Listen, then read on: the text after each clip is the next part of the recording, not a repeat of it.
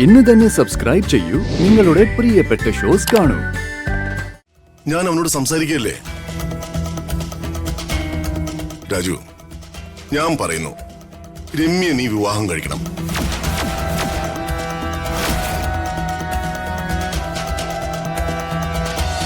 അച്ഛന്റെ ബിസിനസ് കാര്യങ്ങളൊക്കെ രാജുവിനെ ഏൽപ്പിക്കാൻ അച്ഛനും താല്പര്യമുണ്ട്. അച്ഛനത് രാജുവിനോട് മുൻപ് പറഞ്ഞിട്ടുള്ളതാ. അപ്പോ അങ്ങനെ പറഞ്ഞപ്പോഴും വർമ്മ സാറിന്റെ അടുത്തുനിന്ന് വരാൻ പറ്റില്ല, സാറിന്റെ ഒപ്പം നിന്ന് ജോലി ചെയ്യണമെന്നൊക്കെയായിരുന്നു രാജു പറഞ്ഞ റീസൺസ്. സാറ് രാജുവിനോട് തന്നെ ഒന്ന് ചോദിച്ചു നോക്ക്. ആണോ രാജു? അങ്ങനെയാണോ? വർമ്മ സാറേ, രമ്യ പറഞ്ഞതുപോലെ രമ്യയുടെ അച്ഛൻ എനിക്ക് അങ്ങനെയുള്ള ഓഫറുകൾ തന്നിട്ടുണ്ട്. പക്ഷേ എനിക്ക് അതിലൊന്നും വലിയ താല്പര്യം ഉണ്ടായിരുന്നില്ല. അതിന്റെ കാരണം നീ എന്റെ കൂടെ ജോലി ചെയ്യുന്നുണ്ടാണോ രാജു? വർമ്മ സാറേ, എനിക്ക് വേറൊരു ജോലിയോ ബിസിനസ്സോ അങ്ങനെ ഒന്നും ചെയ്യുന്നതിൽ ഒരു താല്പര്യമില്ല. എനിക്കിഷ്ടം സാറിന്റെ പി ആയിട്ട് സാറിന്റെ കൂടെ നിൽക്കുന്നതാ. അത് സാറിനും അറിയാവുന്ന കാര്യമല്ലേ?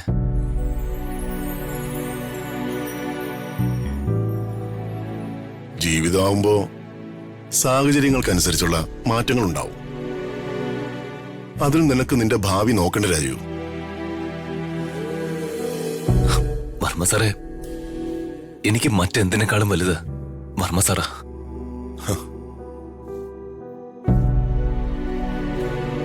അങ്ങനെ പറഞ്ഞിട്ട് കാര്യമുണ്ടോ രാജു? നിനക്ക് നിന്റേതായ ജീവിതമുണ്ട്, ഭാവിയുണ്ട്. എന്നും എന്റെ പി ആയി തുടരാന്ന് വിചാരിച്ച് ജീവിച്ചിട്ട് കാര്യമില്ല. കാരണം നാളെ ചിലപ്പോ എന്റെ മന്ത്രിസ്ഥാനം നഷ്ടമായേക്കാം. അപ്പൊ നീ എന്ത് ചെയ്യും? അപ്പോഴും എനിക്കിവിടെ ചെയ്യാനുള്ള ജോലികളും കാര്യങ്ങളൊക്കെ ഉണ്ടല്ലോ സാറേ.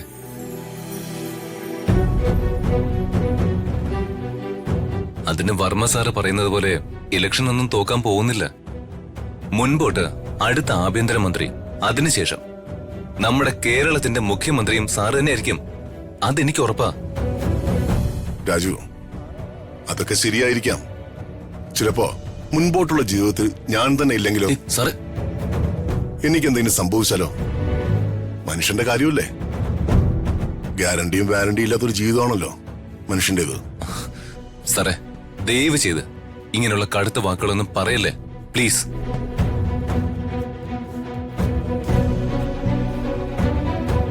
Raju, come on, move on. ജീവിതമാണ്. നീ വിവാഹം കഴിച്ച് നല്ലൊരു ജീവിതം ഉണ്ടായി ഒരു കുടുംബമായി കാണണമെന്നാ ഞാനും ആഗ്രഹിക്കുന്നേ. ഞാൻ അതിനെക്കുറിച്ചൊന്നും ഇപ്പൊ ആലോചിച്ചിട്ടില്ല സാറേ.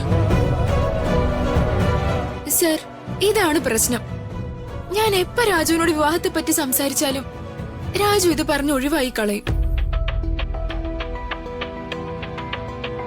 കുറച്ചു കാലം മുൻപ് വരെ ഈ ഋതികയുടെ കാര്യമായിരുന്നു.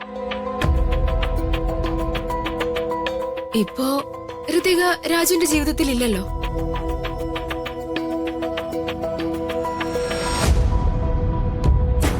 പിന്നെ രാജു എന്താ ഇങ്ങനെ വിവാഹം വേണ്ടാന്ന് പറയുന്നതിന്റെ കാരണം? രാജുവിനും പ്രായമായിക്കൊണ്ടിരിക്കുകയല്ലേ. ഞാനെന്തായാലും എന്റെ മനസ്സിലെ കാര്യം പറഞ്ഞു വെച്ചു. ഞാനൊരാളെ വിവാഹം കഴിക്കുന്നുണ്ടെങ്കിൽ അത് രാജുവിനെ മാത്രമായിരിക്കും.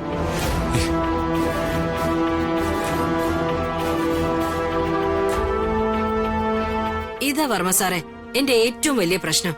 ഞാനാണെങ്കി ഇവളെ കൊഞ്ചിച്ചും ലാളിച്ചും വളർത്തി വഷളാക്കി. ഇവളിപ്പ രാജുവിനെ വിവാഹം കഴിക്കണമെന്ന് പറഞ്ഞിങ്ങനെ പിടിവാശി പിടിച്ചാൽ ഞാൻ എന്ത് ചെയ്യും വർമ്മ സാറേ? സാറ് രാജുവിനോട് സംസാരിച്ച് ഇതിനൊരു തീരുമാനം ഉണ്ടാക്കി തരണം. വർമ്മ സാറ് പറഞ്ഞാലേ രാജു കേൾക്കൂ.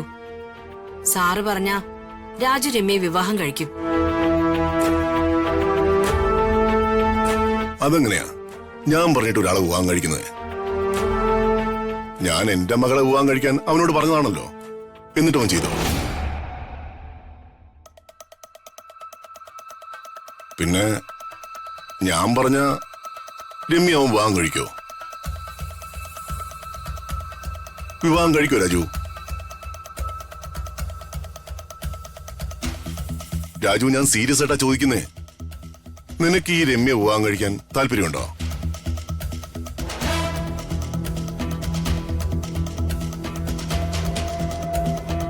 രാജു പറയേ. രാജു ഇപ്പൊ ഒരു വാക്ക് പറഞ്ഞ നമ്മുടെ വിവാഹം നടക്കും. രാജുവിന്റെ വീട്ടിലെ ബുദ്ധിമുട്ടുകളെല്ലാം മാറും. രാജുവിന് പുതിയൊരു ജീവിതം തുടങ്ങാം. ഏയ് രമ്യേ, അവനെ നിർബന്ധിക്കണ്ട. ഞാൻ അവനോട് സംസാരിക്കല്ലേ. രാജു, ഞാൻ പറയുന്നു, രമ്യ നീ വിവാഹം കഴിക്കണം.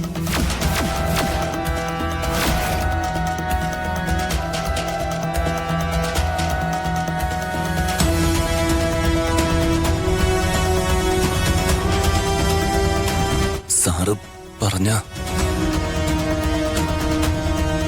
സാറ് പറഞ്ഞാൽ ആ കണ്ടില്ലേ സർ, സാറ് പറഞ്ഞ രാജു സമ്മതിക്കും. എനിക്കത് അറിയായിരുന്നു.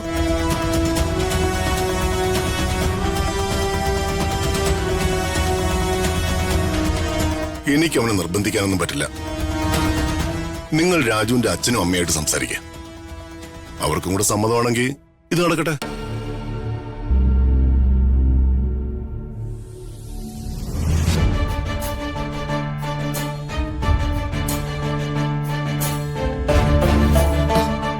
പ്രതാപ, അങ്ങനെയാണെങ്കിൽ എനിക്ക് നിന്നോടൊരു കാര്യം പറയാനുണ്ട്. എന്താ ചേച്ചി? ചേച്ചിക്ക് എന്താ ഇനി പറയാനുള്ളത്? എനിക്ക് ഈ കാര്യത്തെക്കുറിച്ചല്ല പറയാനുള്ളത്. കാവിലെ ഉത്സവം നടക്കുന്നതിന് മുൻപ് ഞാൻ നിന്നോട് രാജുവിനെ കുറിച്ച് സംസാരിച്ചിരുന്നു. നീ അത് ഓർക്കുന്നുണ്ടോ? പ്രതാപ, നിനക്കറിയില്ല, എല്ലാം ഇങ്ങനെയൊക്കെ സംഭവിക്കുമെന്ന് ലക്ഷ്യം കണ്ടുകൊണ്ടാ അവൻ ഋതികയെ വശീകരിച്ച് വിവാഹം കഴിച്ച് നിന്റെ വിശ്വാസം പിടിച്ചു പറ്റിയതെങ്കിലും നീ അങ്ങനെ ഒന്ന് ചിന്തിച്ചു നോക്ക്. ഇല്ല ചേച്ചി, രാജു അങ്ങനെ ചെയ്യുന്ന ഒരാളാണെന്ന് എനിക്ക് തോന്നുന്നില്ല. എനിക്ക് രാജുവിനെ പരിപൂർണമായ വിശ്വാസമാണ്. അവൻ എന്നെ ഒരിക്കലും ചതിക്കില്ല. പ്രതാപ, നീ ഇത് മാറ്റി പറയുന്ന ഒരു ദിവസം ഉണ്ടാവും. അംബികയാ പറയുന്നേ, നിന്റെ ചേച്ചിയാ പറയുന്നേ. എല്ലാം കൈവിട്ടു പോയിട്ട് പിന്നെ ദുഃഖിച്ചിട്ട് ഒരു പ്രയോജനവും ഉണ്ടാവില്ല. അതെ, സംസാരിച്ചിരുന്നു.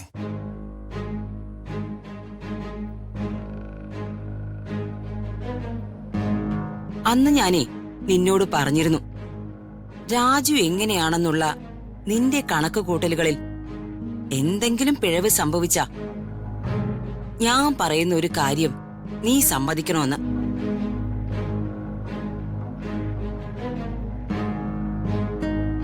അതെ, ശരിയാ, പറഞ്ഞിരുന്നു. അങ്ങനെയാണെങ്കിലേ ഞാൻ ഇപ്പൊ നിന്നോട് ആവശ്യപ്പെടുകയാ പ്രതാപ,